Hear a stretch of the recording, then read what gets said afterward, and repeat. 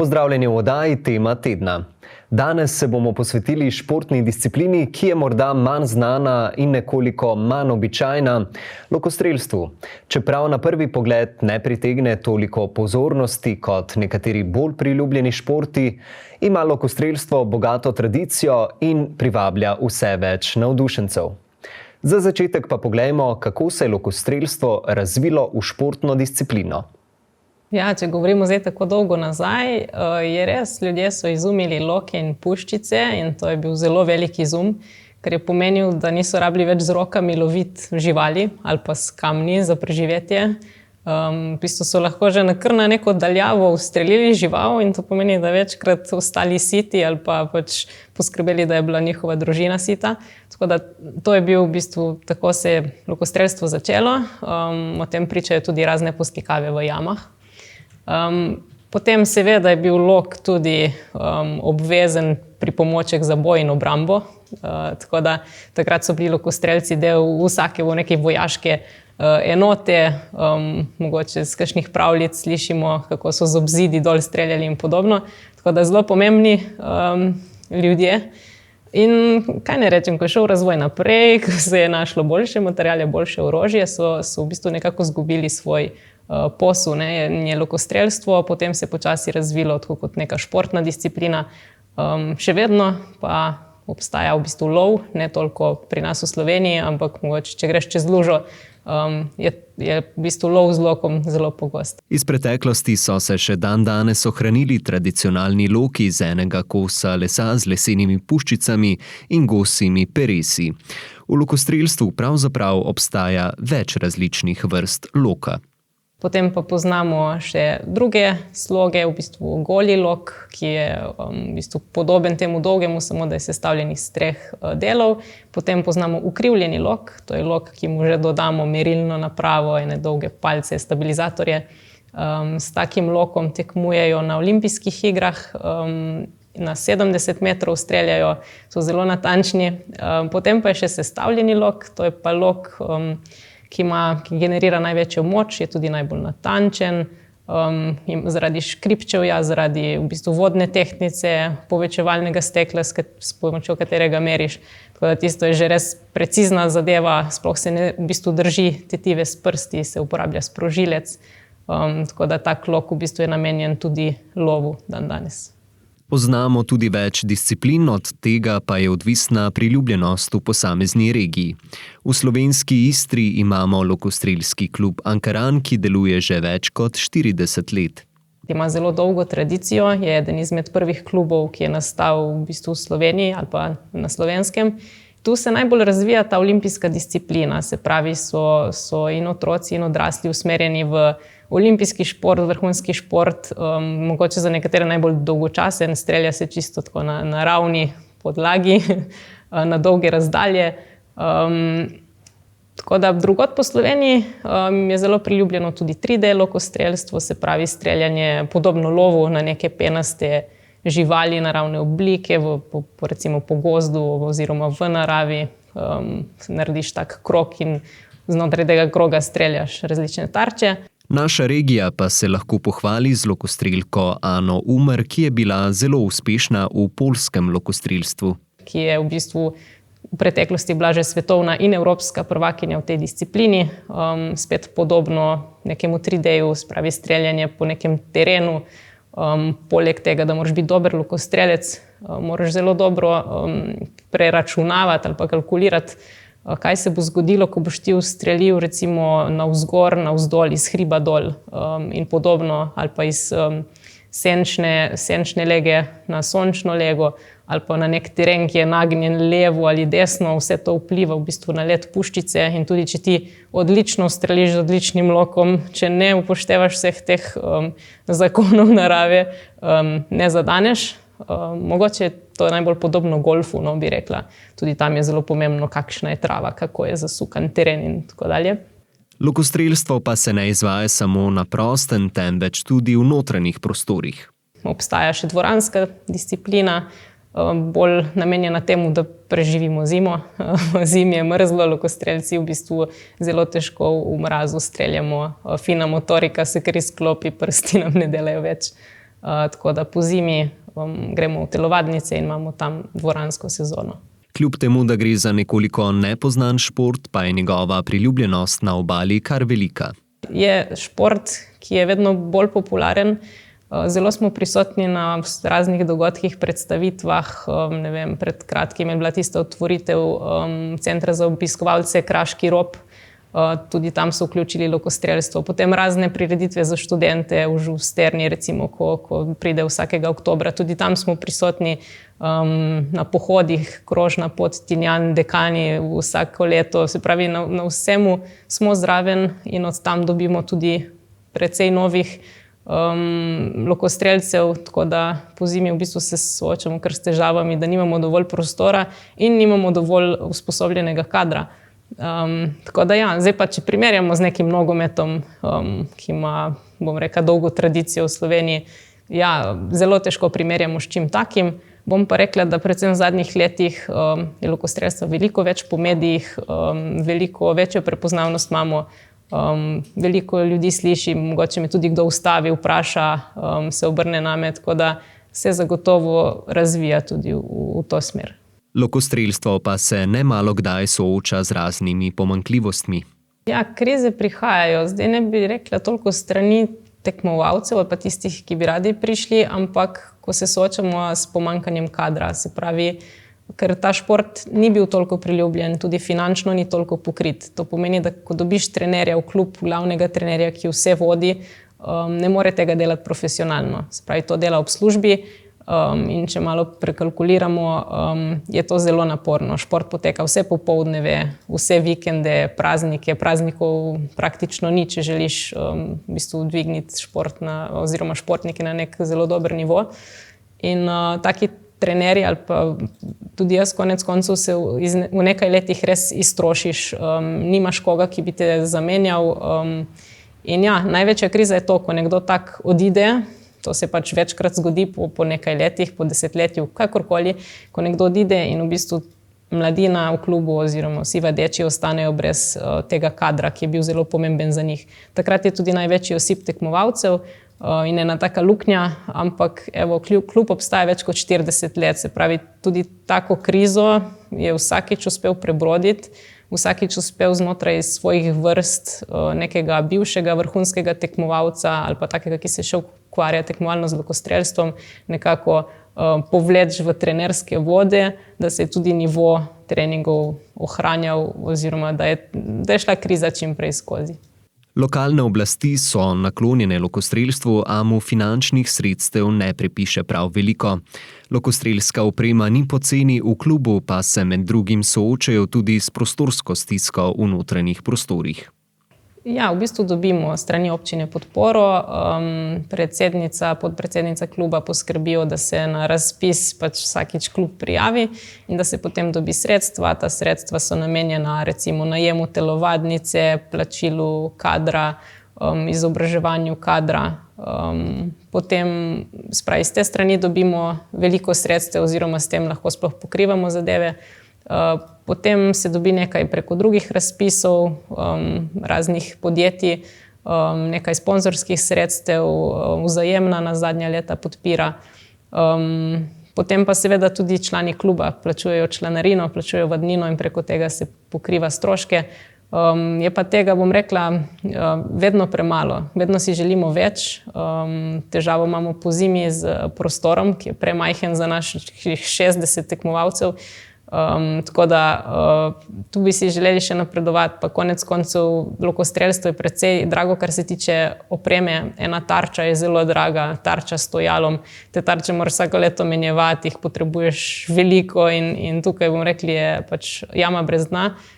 Zato si zelo želim, da bi bilo teh financ še več, pač da se poskrbi za osnovne potrebe oziroma pogoje za trening in pa da bi se kader lahko dejansko profesionaliziralo, da ne prihaja do kriz in bom rekel, da se lahko klub dvigne na višji nivo. Gre za šport, v katerega so vključene vse starostne generacije. Imamo veliko mladih. Veliko mladih se sploh, ko pride ta september, novo šolsko leto, se jih vedno še več vpiše. Tako da bi rekla, da pretežno imamo osnovnošolce, pa srednje šolce. Potem je tak osip, bomo rekli, v teh študentskih letih ostane tisti, ki res ima namen se zelo resno ukvarjati s tem športom.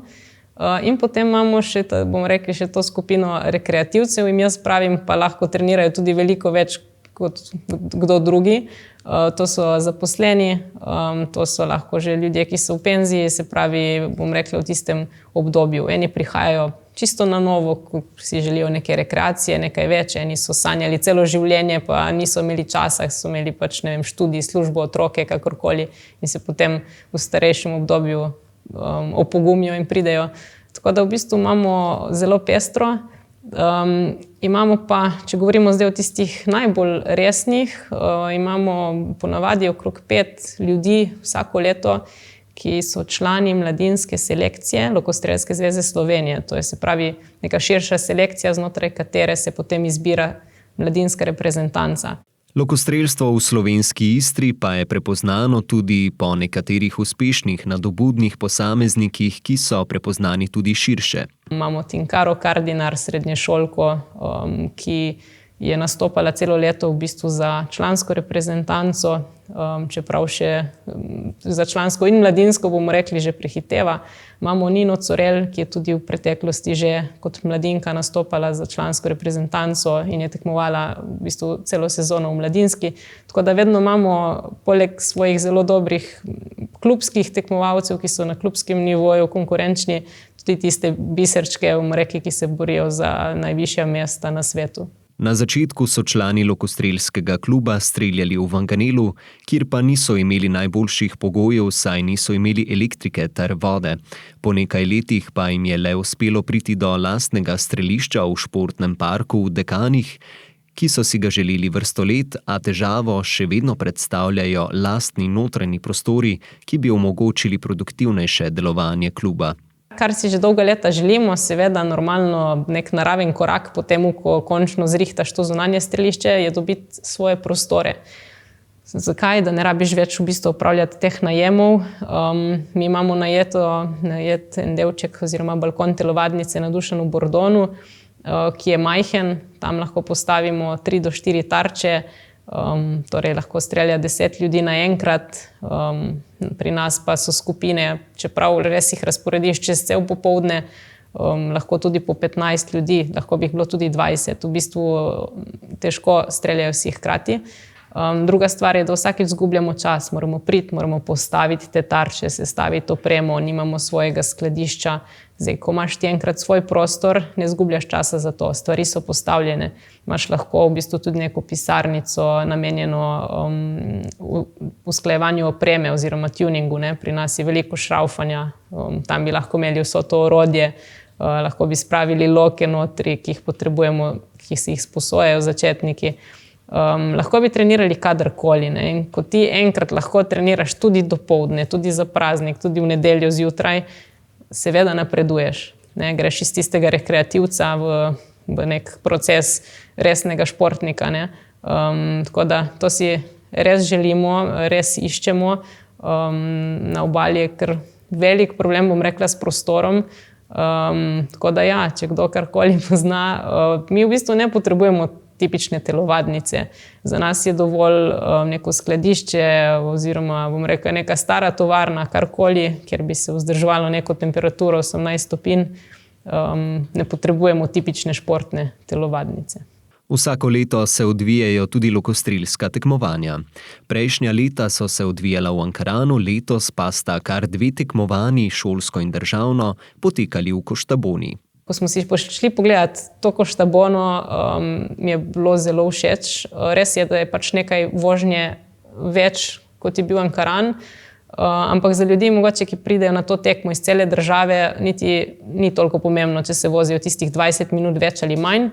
Mogoče bolj za organizatorja, ker moramo pač vso opremo, vse tarče v bistvu dlje peljati. Ampak je lepo, da so v bistvu vse te vasice lahko tudi ostali videli. Bil je res tak čudovit vikend z lepim sončkom, tako da jim pokazati v bistvu to zaledje in ne samo Izole, Portoroža, Ankarana in Kopra, ampak iti skozi vse te vasice, skozi te vijugaste potke, tako da jaz mislim, da bomo to ponovili In smo res zadovoljni, no, da smo poleg pač športnega dogodka lahko še pokazali to naše lepo zaledje.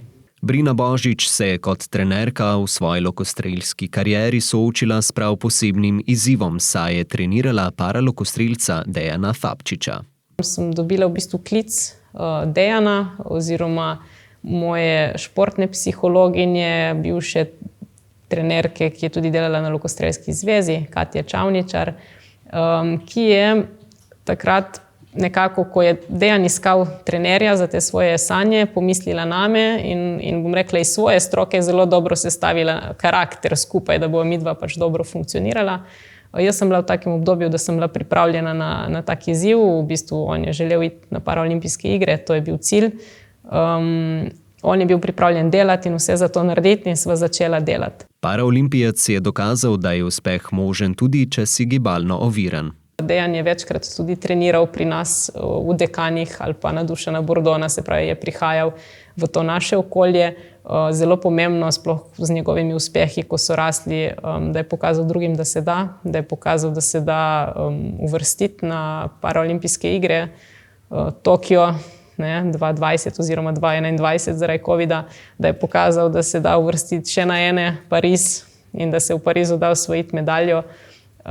To je zelo pomembno, bom rekla, za Slovenijo in pa tudi za naše okolje, za Lokostrelski klub Ankaran, kjer, bom rekla, tudi meni kot trenerju pomeni, da tekmovalci vidijo, da če delaš, pa da če mi zaupaš, da se da priti visoko.